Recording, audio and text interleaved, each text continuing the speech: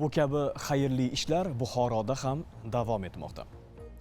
2022-yilda davlat rahbari tomonidan ko'zi ojiz va zaif ko'ruvchi bolalarni to'liq ta'limga jalb etish uchun yangi Nurli maskan nomini olgan maktablarda qo'shimcha 850 ta o'quv xonalari hamda 1200 ta yotoqxona o'rni tashkil etish vazifasi belgilangan edi. Davlat buyurtmasi asosida ushbu maktab kutubxonalari Braille yozuvidagi darsliklar va o'quv qo'llanmalar, badiiy hamda bolalar uchun mo'ljallangan adabiyotlar bilan to'liq ta'minlanishi ham aytilgan. Viloyatdagi 24-sonli ixtisoslashgan maktabda ham yangi bino qurilib bolajonlarga topshirildi. Maktabning o'tgan asrning 50-yillarida qurilgan o'quv binosida o'qituvchilar va o'quvchilar uchun yetarli sharoit mavjud emas edi va bugun foydalanishga topshirilgan mazkur ko'rkam binoda o'quvchilar va o'qituvchilar uchun qo'shimcha bir qator qulayliklar yaratilgan.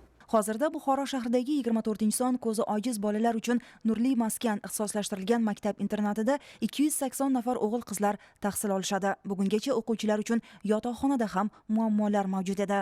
100 o'rinli yotoqxonamiz bor edi. Bizda 287 nafar o'quvchi tahsil oladi va shularning 220 nafari o'sha yerda yotoqxonada yotib tahsil olishadi. Mana shu jarayonlarda ta'lim muassasamizda anchagina muammolar bor edi va mana bu yangi binomiz qurilgandan keyin to'liq o'quvchilarimiz uchun barcha shart-sharoitlar yaratildi. Davlat rahbarining ko'rsatmalari asosida 13 milliard so'm mablag' evaziga o'quv binosidan tashqari 220 o'rinli yangi yotoqxona binosi ham bunyod etilib, barcha zarur sharoitlar bilan ta'minlandi. Sir emaski, yaqingacha ko'rish imkoniyati cheklangan o'quvchilar uchun Braille alifbosida yaratilgan adabiyotlar yetishmas. Bu esa ularning sifatli ta'lim olishlariga imkon bermasdi. Yangi binoda tashkil etilgan kutubxona Braille alifbosidagi adabiyotlar bilan boyitildi.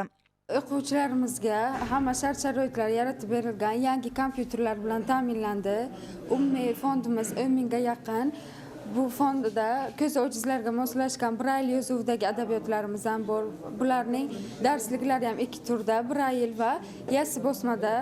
Bular darsdan bo'sh vaqtlarida kelib kutubxonamizdan o'zlari bemalol o'zlariga ma'qul bo'lgan badiiy adabiyotlardan foydalanishlari mumkin yoki kompyuterlarda o'tirib, kompyuterda elektron kitoblarimizni darsliklarga mos o'qib foydalanadilar.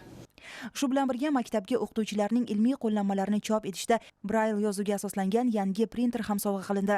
Bir so'z bilan aytganda, joriy yil Xalqaro nogironlar kuni Nurli maskan o'qituvchi va o'quvchilar uchun unutilmas sovg'alarga boy bo'ldi. Bu kun Zilola Xudoyqulova, Davlatbek Kamolov, Buxoro.